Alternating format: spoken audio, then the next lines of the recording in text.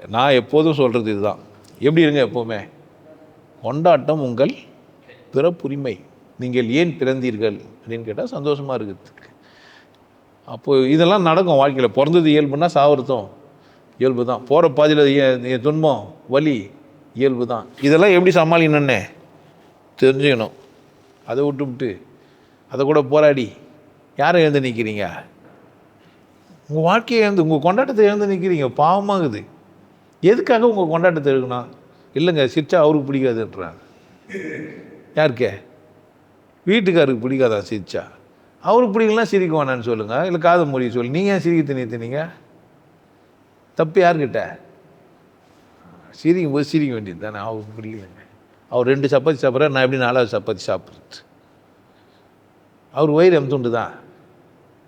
யார் புரிஞ்சுக்கணும்? அதை வயிறு சின்னதானவரும் புரிஞ்சுக்கணும், பசி அதிகமாகிறவங்களும் என்ன பண்ணா புரிஞ்சுக்கணும், சிரிக்கிறவங்களும் புரிஞ்சுக்கணும், சிரிக்காத புருஷனும் புரிஞ்சுக்கணும். புருஷனுக்காக சிரிக்காமல் இருக்கிறது தப்பா ரைட்டா? வாழ்க்கை உங்களுக்கான வசந்தம்.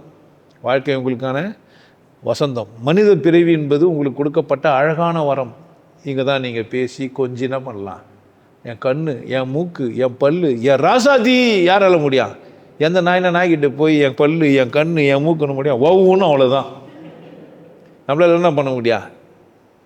கவிதையெல்லாம் எழுதுறோம் நம்ம. எந்த மாதிரியே?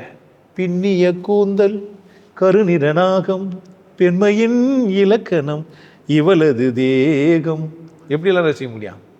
ஒரு புறம் பார்த்தால் மிதிலையின் மைதிலி, ஒரு புறம் பார்த்தால் நாணத்தில் மாதவி, முகம் மட்டும் பார்த்தால் நிலவின் எதிரொலி, முழுவதும் பார்த்தால் அவள் ஒரு பைரவி, அவள் ஒரு பைரவி.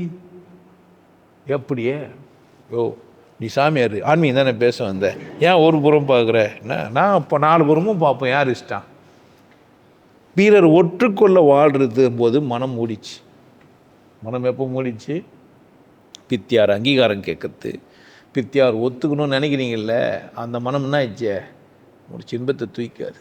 மனம் திறந்துருக்கணும். யார் ஒத்துப்பாங்களோ என்ன ஒன்றா நடுக்கிட்ட நான் எப்படி தான் இருப்பேன்? சந்தோஷமாக தான் இருப்பேன். கொண்டாட்டம் உங்களுடைய பிறப்புரிமை. யாருன்னா கொண்டாடலனா யார் தப்பு? இது நீ கொண்டாடலனா யார் தப்பு?